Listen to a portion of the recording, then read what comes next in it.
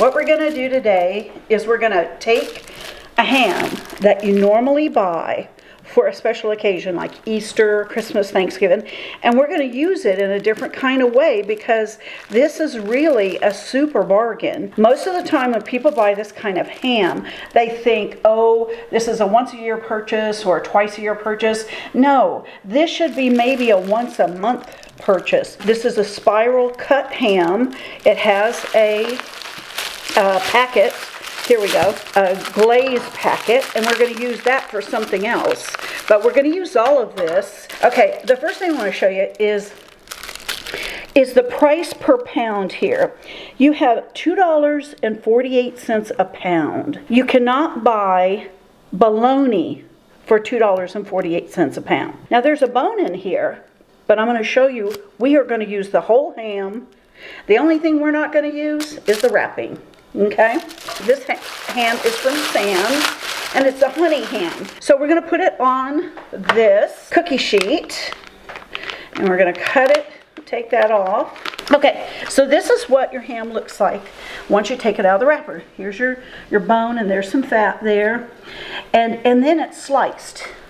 And this is lovely because you don't have to, you don't have to slice it. And if you've ever tried to slice a ham, you know that some chunks are huge and then others are skinny. But this one's already been sliced. So what we're going to do is we're just going to unceremoniously pull this off. I'll just put it in Ziploc bags. I'll put some of it in the freezer. Let me get my knife here because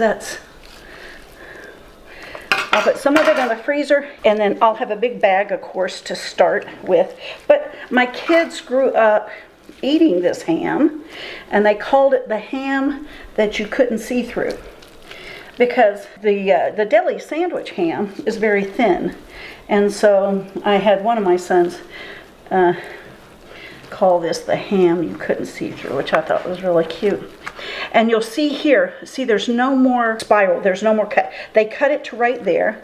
Okay, so what we're going to do now is cut some of this big hunk of ham off.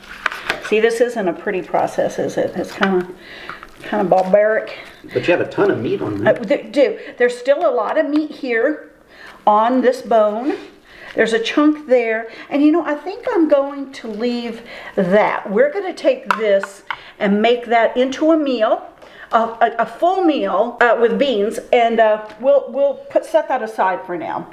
This hunk right here, I usually cut this up in chunks, and I'll make ham salad out of it, which I'll show you how I do that. It's super simple. Or use the chunks to put in recipes like scrambled eggs, wherever you'd want some ham, dice it up, put it over the top of things. Or you could slice it and put it with the rest of your spiral ham here that you're gonna bag. So let's take this.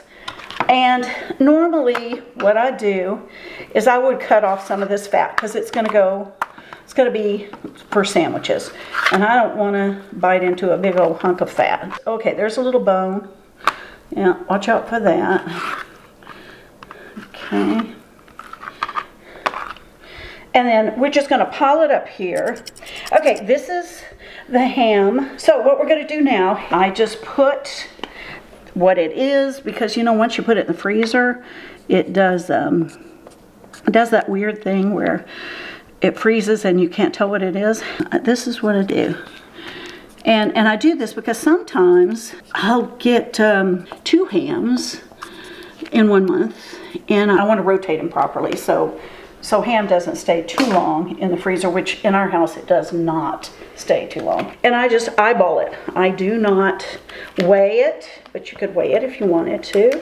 This takes me not very long at all because I can't stop, especially when I had kids at home. I can't stop to make this pretty. So then I put one of these in the lunch meat drawer for sandwiches, and then I put the other 2 in the freezer.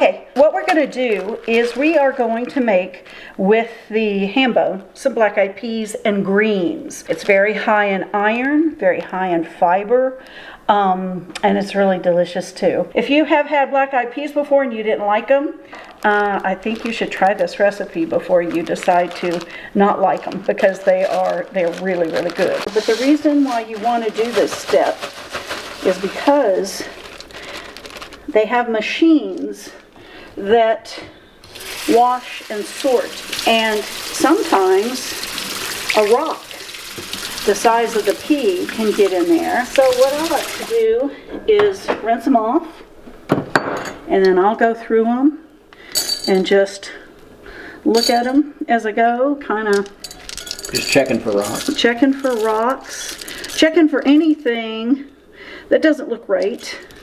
And if there's an ugly bean, I'll take out the ugly ones. Oh wait, that might, no, that's a bean, but it's just an ugly bean.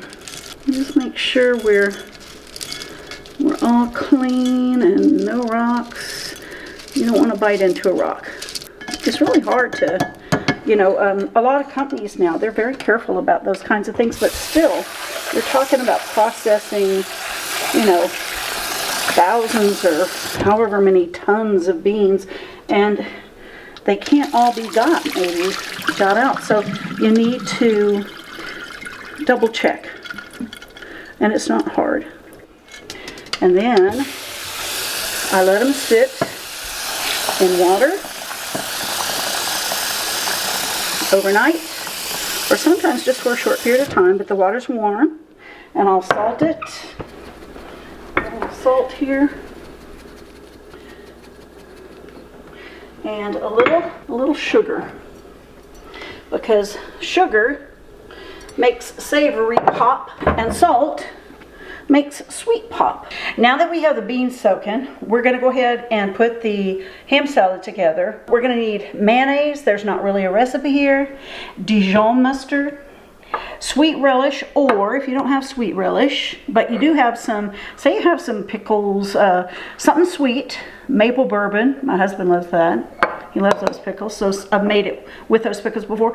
Bread and butter. You're just going to have to chop them up, which is no big deal. But since I have the sweet relish, we're going to use that today because it's fastest. The first thing I'm going to do is take my eggs and chop them up in my bowl. I have 2 hard-boiled eggs, more coarse chopped than fine chopped, I guess, because I like to see the egg in there. Okay, then we're going to just start out with a little, just a blob. I know that's going to be enough, okay, but I may have to add more here in just a bit. My favorite mayonnaise, and I know we fight over this in the South, I am not a Duke mayonnaise person. I am a Hellmann's mayonnaise person. I love Hellmann's. I could eat it with a spoon. Now, your mustard, make sure it's Dijon, because that's what gives ham salad that distinctive flavor. And make sure, so that you don't have a big pool of mustard juice, that you shake, shake, shake, shake, shake your mustard. Okay, shake it good. And then I'm going to squirt what I know will be enough for this. I may have to add some more, but that's good for now. And then, same thing with my sweet relish. Put some in there that I know that I'm going to need. Okay.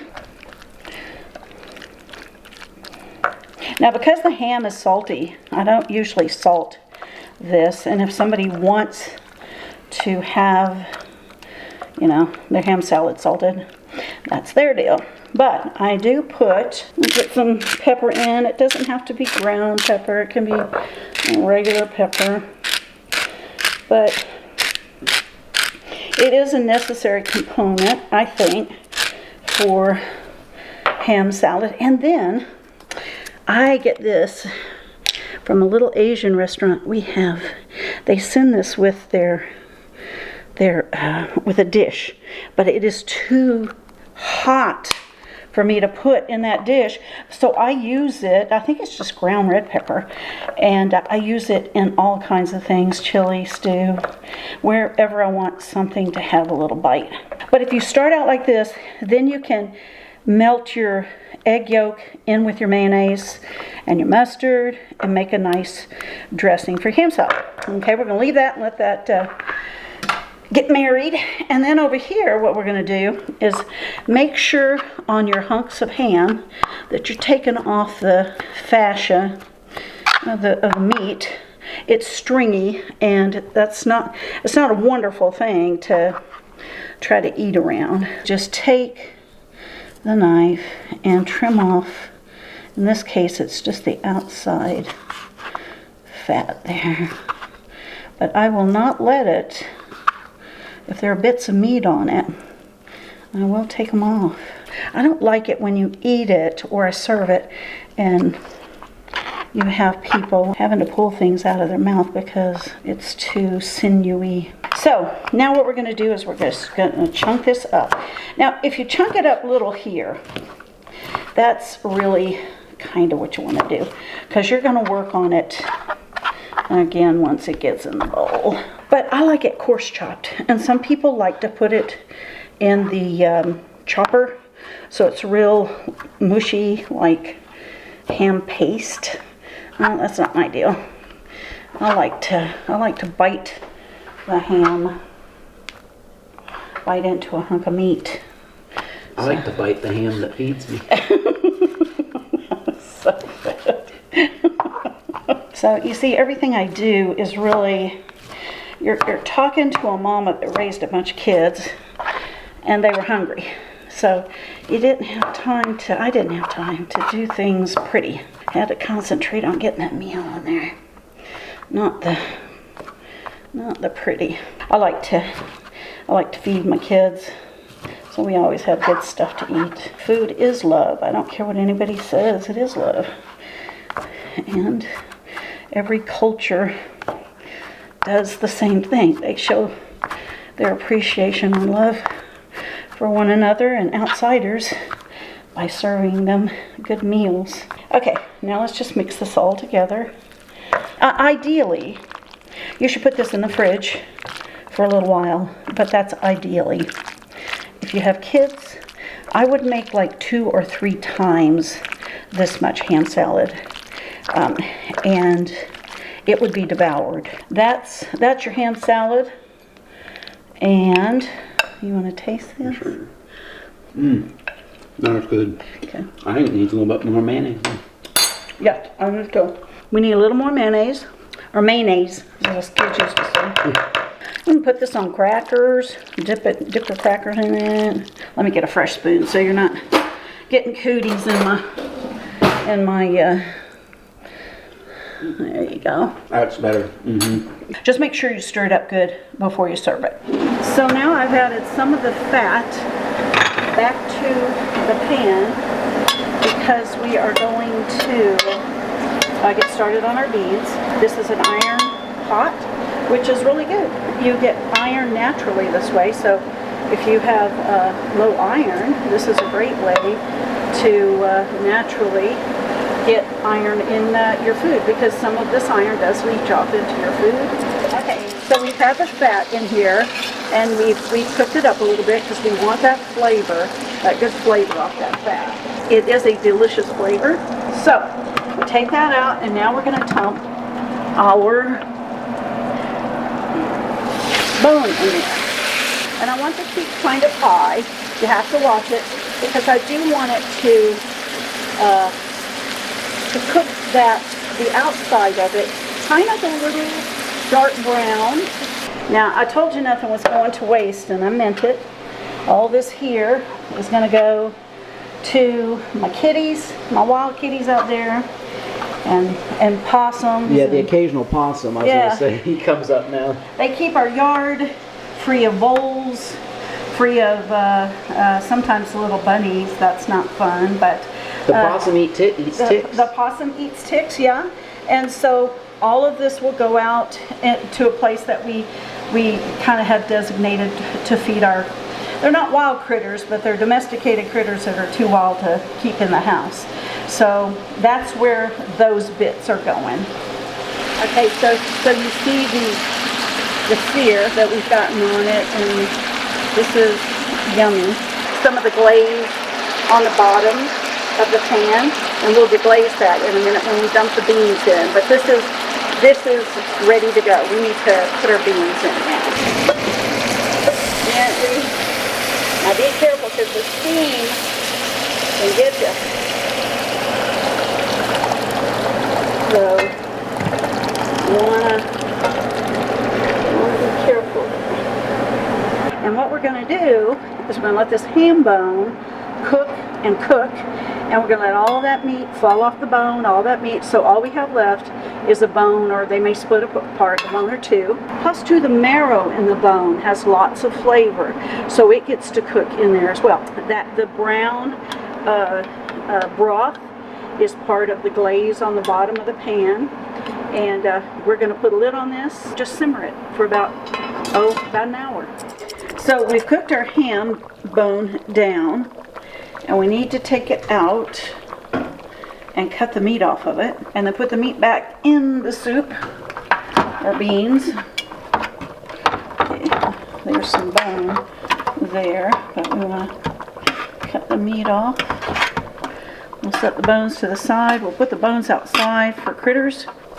All this meat was left on the bone after we took the slices off. Shovel them in.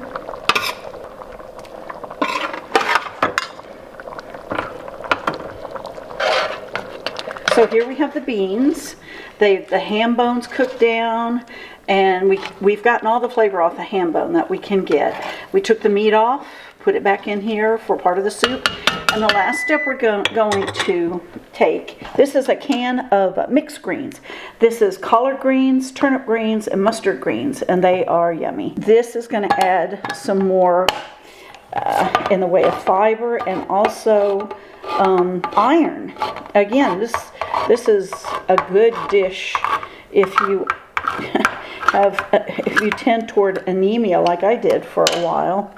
After having my kids. Here we're gonna just pour it in like that, dump it in. I like this brand, Glory. You can really eat them out of the can if you like greens. I love greens. Mustard greens are my favorite. Yeah, I actually eat the Glory ones right out of the can myself. Yeah, they're just yummy right out of the can. And just mix them in there like that. And then the last thing I do, a little bit of cooking sherry in there. Look at my bottle. Isn't that a pretty bottle? Mm. My good son got that for me. Mm. Paid way too much for it. He's a sweetie, isn't he? He is a sweetie pie guy. What a guy. We'll let that cook down just a little bit, just enough to cook the alcohol out, and we'll just have the good flavor of the sherry in there, another little spike of flavor. While the beans were cooking, I added a couple of packets of Goya ham flavoring. I like that brand. About a tablespoon of granulated garlic. I love this garlic. I love this brand, but I like granulated or powdered garlic. They just have a punchy flavor, and I use a full-on tablespoon because I love it. This here is a combination of glaze packets. I just put them in there every time. If they are powdered glaze packets, if they're not the gel kind, I stick them in there. And if I can't smell the allspice, I'll shake some allspice in there because I like that flavoring in my beans. And then I just by taste again. I'll start out with about that much, and I'll keep adding until I like where the flavor is. So at the end, I put my greens in, I put my little splash of cooking sherry or sherry. Sometimes I use sweet sherry, which is the drinkable kind. Well, both kinds are drinkable, but cooking sherry has salt in it. And then just let it simmer for a few more minutes, and they're ready to eat. And there is your finished bowl of beans. Happy eating.